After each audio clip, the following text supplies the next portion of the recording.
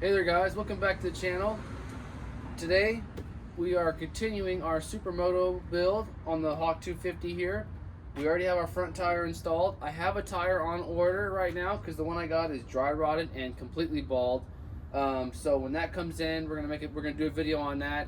So while we're waiting for that tire to come in, we're gonna go ahead and get started on the rear tire. You are gonna need some tools like an angle grinder and a Dremel. But other than that, this should go relatively easily. Fingers crossed. So let's get the bike. Let's get this rear wheel up in the air. I'm gonna use a rear stand, and yeah, we're gonna go from there. So, all right, let's get the bike set up, and I'll see you in just a minute. All right, so we're gonna have two issues. One, this axle doesn't slide in here all the way, so we're gonna have to Dremel this out a little bit, make it wider. And number two is our chain adjusters don't slide in. Okay, so we're gonna have to shave a little bit off, probably like an 1/8 of an inch off the top. Like, I don't know if the camera picked it up, but there's some letters on there. Shave it right to the letters, and then probably roughly the same amount on the top, and this thing should just slide in here now. So I'm gonna show you how I'm gonna do that. Alrighty, now I got the chain adjuster in a vise here. I'm gonna go ahead, use a grinder here with a cutoff wheel, and just try to keep this as flat as I can.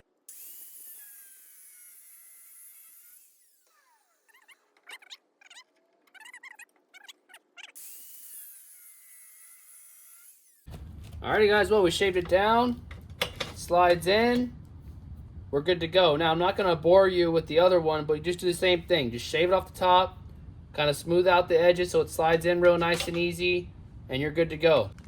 Alrighty, now, so we got our chain adjusters to fit pretty good. Now we need to make this part here just a little bit bigger in order to get our axle through. So I'm gonna try to use a Dremel with a little cutoff wheel and just cut it across. If I'm having a hard time with that, I'm gonna switch to a carbide bit and take metal off that way. But it's gonna be kind of hard to see, but that's what we're gonna use here. So again, ear and eye protection, and let's get to cutting.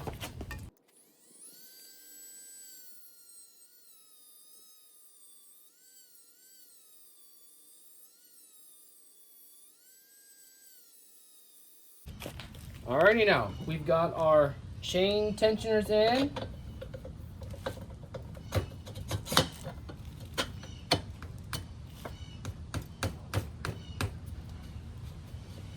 Our axle fits all the way through. Now we're gonna go ahead, put our tire on.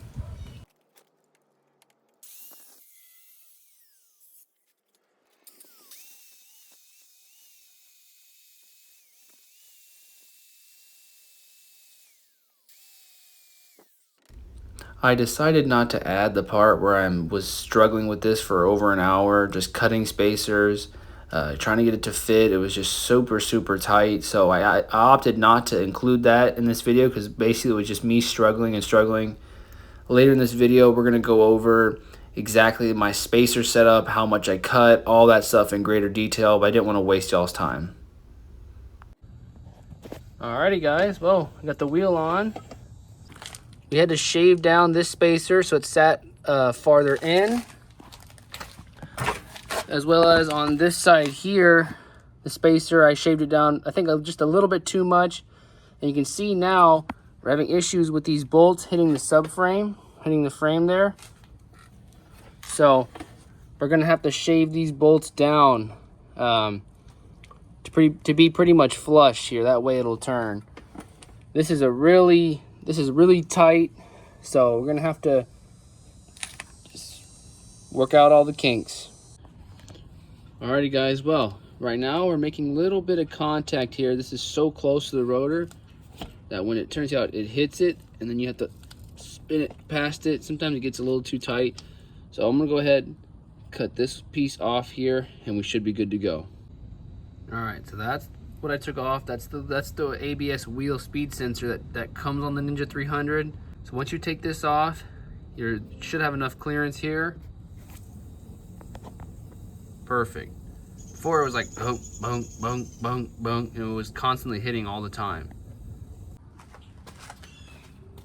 It has been a couple of days since I've had a chance to work on this bike, but as you can see here, got quite a bit of damage on this rim, and the rubber's not very good. So let me show you what I got instead. And here it is, a lot better condition. The rim isn't damaged or anything. Actually, a lot clean. It looks a lot cleaner. Our rubber is really good. So I got this tire almost half the price of the one that I originally bought for this bike. So I'm gonna return the other one with the green tape on it, and we're gonna go ahead and use this one. So before we put this tire on, we need to go ahead and change out our rear sprocket. Now this one is a 42 tooth sprocket. We're gonna put on a 38.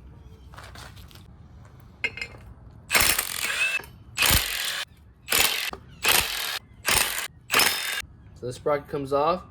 Looks to be in good condition, but it's just too many teeth on this sprocket. And we're gonna go ahead with, we're gonna install our 38. Now this is a JTR 486-38 sprocket.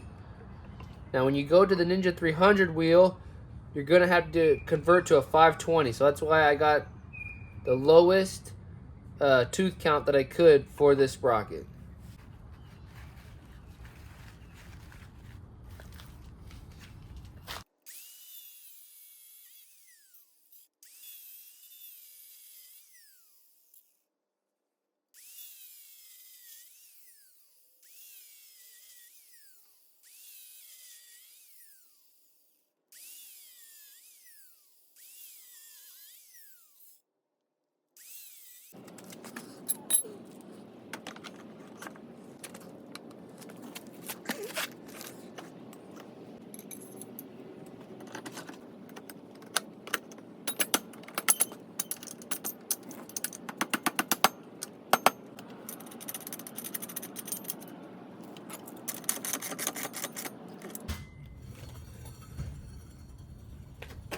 Perfect.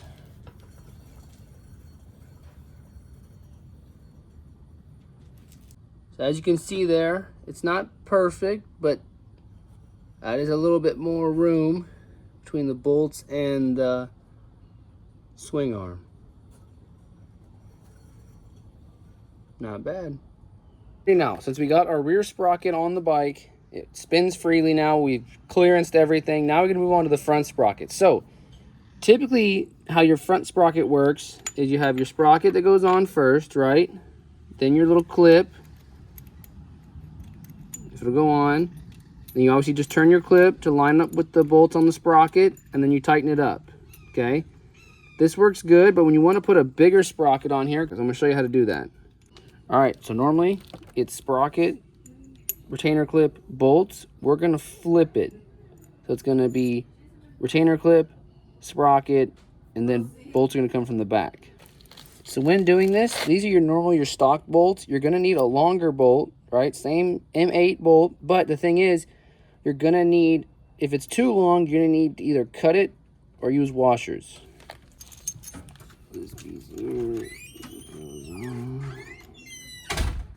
All right, now, so first things first, I like to thread these bolts in here until it sits flush with the sprocket here, right? Maybe a little, just barely sticking out.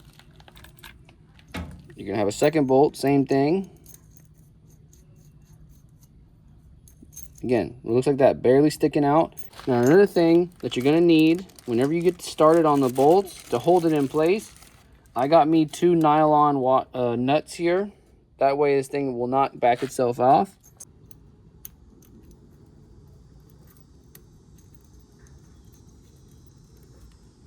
Now, once you get a couple of threads in there, it's gonna be kind of tight. All right, now, so this is what it should look like. So you have your nylon nut on the back side. You do not need red Loctite because you don't want to have a flame around here because you just got a lot of seals. So that's why I'm using the nylon washer. So you go ahead, just back it all the way out, and I'm gonna show you what to do next. So what I'm gonna do, I'm gonna have my 10mm wrench holding the nut on the back side, and then just tighten, oh, that's an 8mm. So what I'm gonna do, I'm gonna put my wrench on the back, 10mm, and just hold the nut from turning, and just go ahead and thread this down.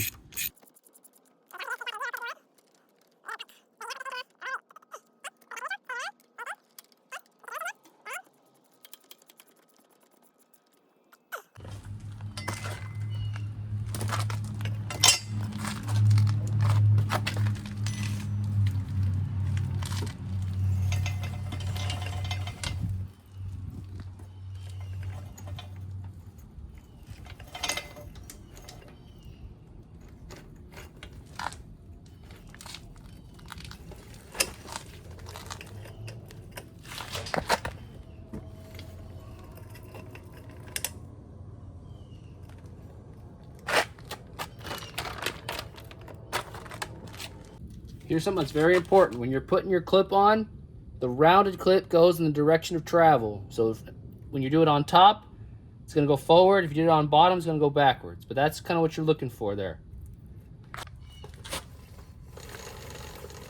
Perfect. Now I just need to tension the chain correctly and we're good to go. Alrighty guys, we finished up everything.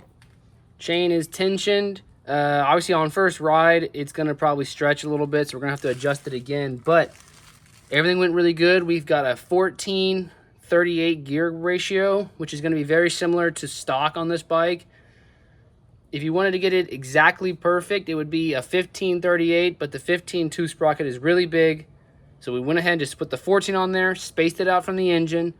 So let's take it on its first official ride. I'm gonna get my helmet on and we're just gonna go around the neighborhood. Alrighty, and we're off. First thing I'm noticing, this thing is so smooth. It wants to turn, like, man, it wants to dive down. So far I don't feel anything weird, other than it just feels like a totally different bike. I got street tires on this. I'm not used to this. I'm used to the other tires.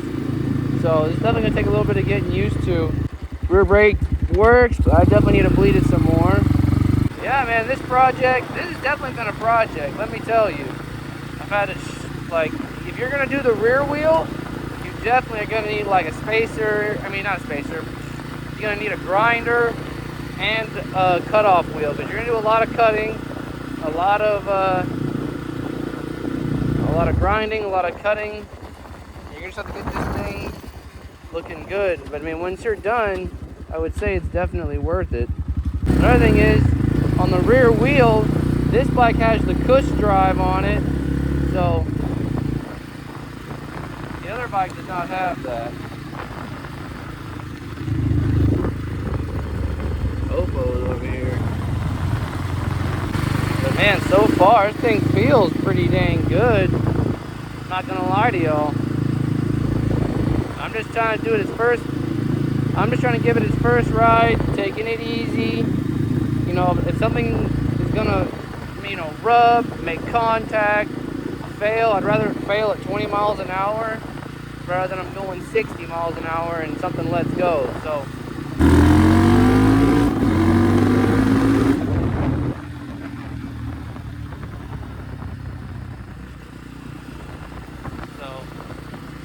far everything's feeling good. I got on it, just 2 gears. Guys flashing me. Oh, shut the hell up. Alright guys, well, I'll see you back at the house and we'll finish this video up. It's been a couple of days. I've been super busy, so I haven't had a chance to quite finish this project up, but finally got some time and I wanted to show you guys something. I bought another rear axle on eBay. One, because I needed another one of these chain tensioners, and two, I wanted to give you guys kind of an idea of how much you need to shave off your spacers as well as your tensioner. So I'm going to go ahead and get this rear wheel off. Now this rear wheel, I'm sure I've already showed you this in the previous videos I've taken, but I just want to show you this because there's so much just clearance issues with the rear wheel. So I wouldn't attempt this unless you have a grinder or a cutoff wheel, because you're going to have to make room for everything to fit. So let me get this back tire off and let me show you what we're working with.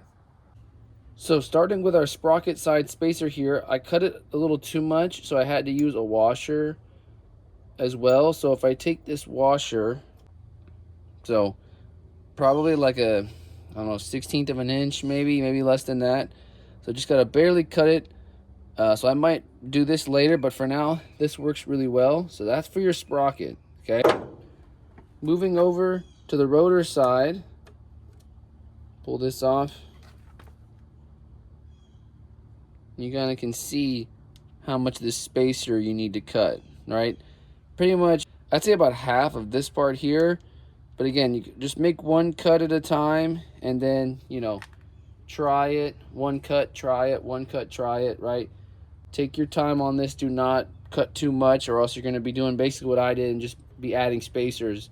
So after you get your wheel on, this is what it should look like. So again, that's mine with a little spacer there. So Try to reference the earlier video, but you should have some space there because your bolts are going to get really close to the swing arm. All right, so moving over to the brake side, you do not want this piece touching that oil seal there, or it's like a bearing seal. So it wants to be slightly off of it so it's not rubbing as it goes around, okay? And obviously you can see there's no spacers up against this side here. With this rear piece, there's ABS kind of sensor thing here. I obviously cut that off. This is aluminum, so it's really, really soft. And then there's also gonna be some tabs on the inside of your brake bracket here that just kind of barely nudge it out. I shave those completely flush to allow my rotor to sit pretty much perfectly in the middle. So another thing you're gonna have to do is if you look at our brake rotor bolts, if you get it behind shot, that was a lot closer earlier. So I just took a little grinder and just shaved just a little bit off, right?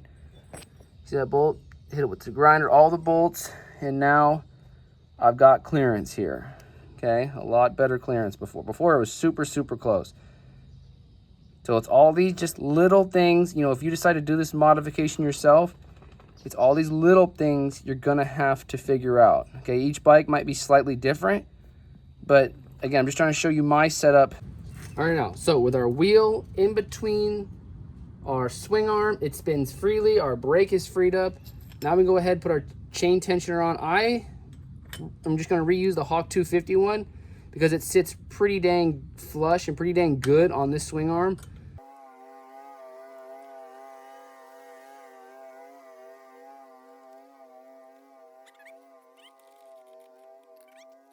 Alrighty guys, well, then that is it. We already went on our first ride. I just wanted to kind of reiterate kind of exactly my setup, so I'm hoping you guys can kind of look at it and get a kind of a visual idea. But yeah. Now one quick thing to note, on the Hawk 250, I don't know if the rim is wider or not on the rear tire, so you might not have to do as much shaving, but for me I had to shave a lot. I sit there, I'd cut, measure, so it takes a lot of time. Alrighty guys, well that's gonna be it. Just two quick things. I want to give a huge thank you to you guys. Again, 9-10 months ago I had zero, and my fiance was pushing me to make a channel because I just do so much bike stuff, so I'm glad I did. Thank you guys for all your support. Again, I'm just trying to put information out there to help you guys if you need any help with your bike or if you want to do the same modifications. And secondly, I opened up my Amazon affiliate links, so there'll be links in the bottom of every video. If you need anything, go down there, pick it up. Same price, it's free. I just get a little kickback and it helps fund these projects. So any little bit obviously helps, and it's the same price for you whether you do it or not. So, but yeah, pretty much all the money I make goes right back into the channel. Let me know down below if you have any questions. Please feel free to ask. I'll try my best. I'll try my best to answer it as best I know, but I'm hoping this video was in-depth enough to try to help you guys kind of get a visual and figure it out. But obviously if you have any questions, feel free to ask. I'm gonna post a video with pretty much both videos put together. If you've already seen them separately, then the video might not be interesting to you, but I thought I would just put them both together, just make one big video. Alright guys, don't forget to like, comment, subscribe, and I'll catch you in the next one. See ya.